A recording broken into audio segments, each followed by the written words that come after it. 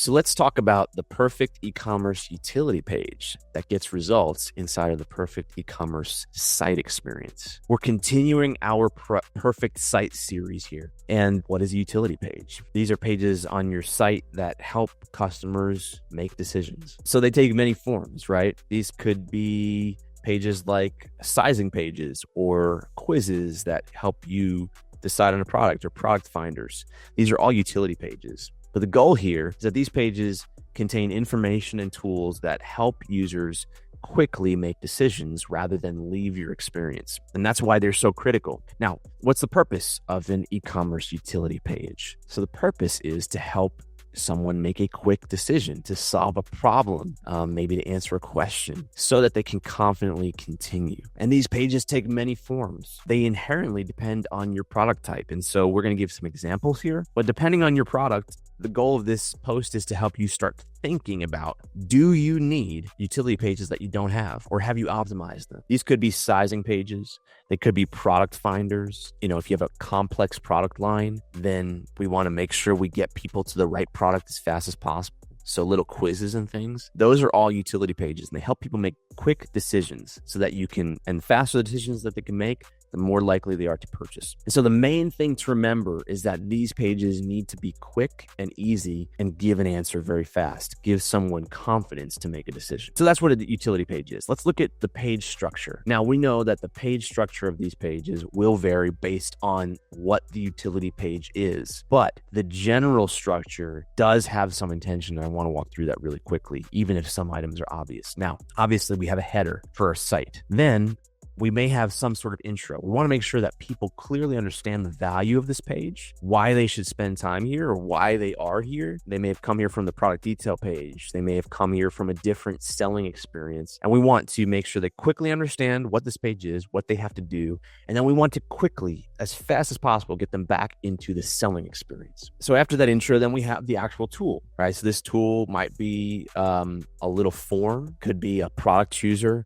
It could be a PDF printout, although I wouldn't recommend that. It could be a quiz, or it could just be information, right? It could be a sizing grid, and that couldn't be put on a product detail page, or another type of information based on your product that's critical for someone making a decision. The key is, again, making sure that it's quick and easy, especially on mobile.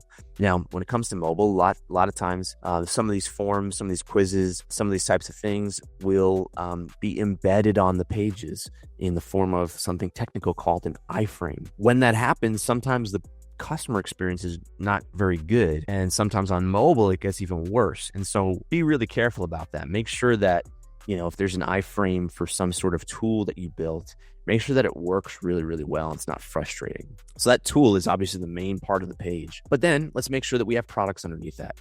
Okay, we always want to be selling, and this section may or may not be relevant, having a grid of products, because your finder, your tool, your utility might actually get someone into the products that they want. So this is optional, but it may not. The point is, we need to make sure that we get someone back into the product selling experience as quickly as possible. And this could even be as simple as a call to action that gets them back to the product they were looking at when they hit this page because they had a question that they needed answering. Then after that product selling experience, that CTA, let's make sure we have some customer service areas down here. This could be a chat.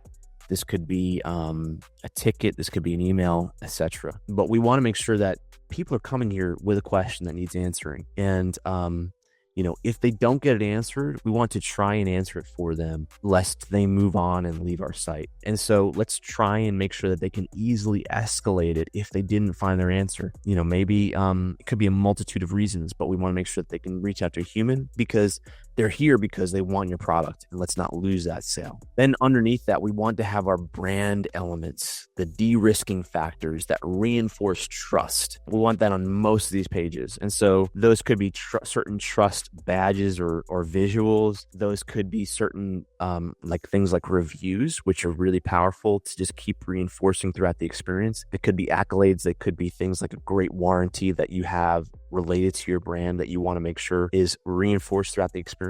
These are places for that. And then, of course, you have your site footer. It's a simple structure, but it's something that should be talked about and does have some intention. And there are a couple examples of people doing this right that we'll kind of put in the article. But Groove Life is an active apparel brand, and they create different products like silicone rings and belts for the adventure lifestyle. And so a lot of the products have a need for a size, like a ring. How do you choose a ring size? And so they have a great utility page called their ring sizer, and they size, you can go in there, you can take a little fun quiz if you want to make it kind of fun and humorous to choose your ring. And then even if you don't get the right size, they say, hey, look, don't worry. If it's the wrong size, we'll send you a new one for free.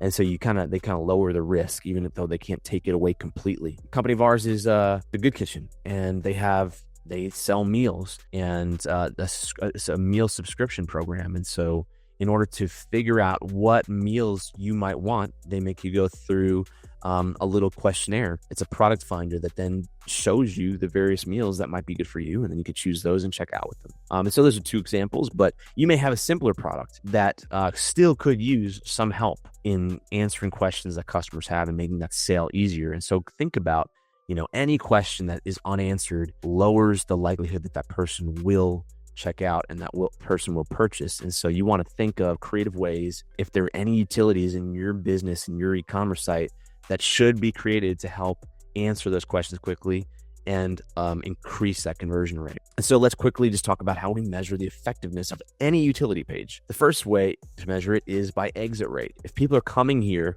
then exiting your site, that is a bad sign. That likely means that we have not answered that question and we have not given them the confidence to continue on. And so we want that exit rate to be small, right? This utility page should have a high likelihood to go back into the selling experience. So that comes to the second metric, which is click-through rate to a product page, right? We want to make sure that you can quickly get a click-through rate to a product page. And if we measure that, the higher that click-through rate, the better this utility page is actually functioning. And ultimately, conversion rate, of course, on our website, but conversion rate when this page is within the experience is the one you want to look at. And then lastly, time on page. Now, this should be small. They shouldn't have to spend a ton of time on page, but a low time on page with a low exit rate and a high click-through rate is really good. High time on page with a high exit rate is bad. And so these all kind of work together. But to wrap this up, look, utility pages are something that often are overlooked, and they're often put to the side, and they're often not optimized, and sometimes they're often not even thought about, but they can really be pivotal in their effect on your business. Because if you have products that have questions that need to be answered, maybe a tool is something that you need to create. Sometimes they aren't needed in the experience, but they should be in the experience, and they can improve it. And so look, if you'd like to increase your e-commerce conversion rate and the value of your business, come reach out to us. We'd love to help.